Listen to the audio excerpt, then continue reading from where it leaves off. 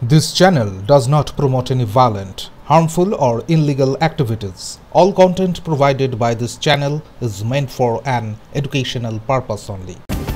এবার রাজ্যের সাংগঠনিক দায়িত্ব সামলাতে পশ্চিম বর্ধমান জেলার উপর ভরসা করল জাতীয় কংগ্রেসের বঙ্গ শাখা। আর তাই রাজ্যের সাংগঠনিক সম্পাদক পদে খনি শিল্পাঞ্চল থেকে নেতৃত্ব নিয়োগ করল জাতীয় কংগ্রেস। পশ্চিম বর্ধমান জেলার পাণ্ডবেশ্বর এলাকার বাসিন্দা জাতীয় কংগ্রেসের দীর্ঘদিনের কর্মী দিলীপ তুরিকে দেওয়া হলো নতুন রাজ্য সাংগঠনিক সম্পাদকের দায়িত্ব, যাকে কেন্দ্র করে এক সংবর্ধনা সভার আয়োজন করা হয় জাতীয় কংগ্রেসের তরফে। পশ্চিম বর্ধমানের পাণ্ডবেশ্বর 2 নম্বর ব্লকের কংগ্রেস কার্যালয়ে বৃহস্পতিবার রাজ্য সাংগঠনিক সম্পাদক পদে মনোনীত দিলীপ তুরিকে সংবর্ধনা জানানো হয়। ব্লক সভাপতি ভক্তিপদ চক্রবর্তী, মহাসচিব মিঠুন হাজরা সহ যুব কংগ্রেস নেতারা তাকে মালা পরিয়ে সম্মানিত করেন। অনুষ্ঠানে কংগ্রেস কর্মীরা লাড্ডু বিতরণ ও আতশবাজি ফাটিয়ে আনন্দ উদযাপন করেন। দায়িত্ব গ্রহণ করে দিলীপ তুরি জানান, আসন্ন বিধানসভা নির্বাচনকে সামনে রেখে বিশেষত পিছিয়ে পড়া ও জাতি অধ্যুষিত এলাকায় সংগঠনকে আরো শক্তিশালী করাই তার প্রধান লক্ষ্য। তিনি প্রতিশ্রুতি দেন, আগামী দিনে দলের দেওয়া দায়িত্ব নিষ্ঠা ও সততার সঙ্গে পালন করবেন।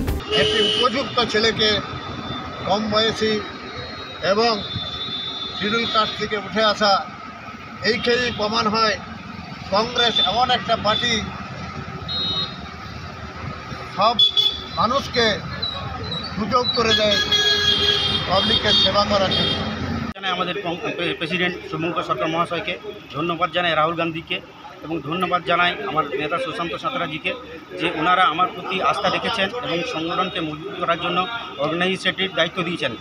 আমি জানি না, আমি কাল শক, আমাকে কেউ আমার সাথে আগেও আলোচনাও করেনি যে আমাকে এত বড় সম্মান দেওয়া হবে। কালকে যখন একজন আমাকে ফোন করে কংগ্রেচুলেশন করলেন, তখন আমি বললাম, কী জন্য কংগ্রেচুলেশন দিচ্ছেন? দাদা, আপনাকে দায়িত্ব দেওয়া হয়েছে এবং আমি তো জানি না, এবং আমাকে তো কেউ বলেও নি, কিন্তু আমাকে না বলেও না কিছু জানিয়েও যে আমার পর আস্থা রেখেছে, তার জন্য প্রদেশ প্রেসিডেন্টকে আমি অসংখ্য ধন্যবাদ জানাই।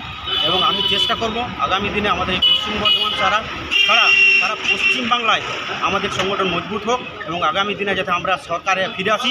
আবার বিধানচন্দ্র রায়ের যে একটা স্রোত ছিল, ইন্ডাস্ট্রি, চাকরি, বেকারদের চাকরি, শিক্ষা, সব কিছু, সেইগুলো আবার ফিরে আসুক এবং আমাদের যত ইয়াং ছেলে যুব কংগ্রেস আছে সবাই একসাথে কাঁধে কাঁধ মিলিয়ে আগামী দিনে আমাদের কংগ্রেস সংগঠনকে মজবুত করব।